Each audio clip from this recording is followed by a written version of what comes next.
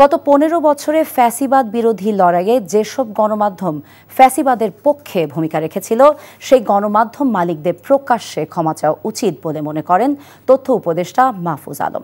বিকেলে press institute বাংলাদেশে জুলাই অভ্যুত্থান পরবর্তী বইয়ের মোড়ক উন্মোচন অনুষ্ঠানে একথা বলেন তিনি।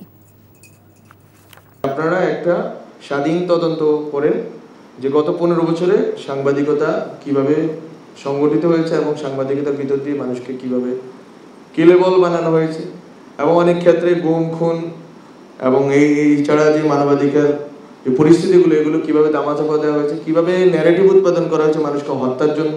আমি বলবো যে আপনারা অবশ্যই আপনাদের ভুলগুলোর ব্যাপারে আপনাদেরকে নিজেদের বক্তব্য এবং অবস্থান স্পষ্ট করতে হবে এবং মানুষের সামনে যেতে হবে, জনগণের সামনে যেতে হবে। কেন আপনারা করতে পারেননি, কে আপনাদেরকে বাধা দিয়েছে।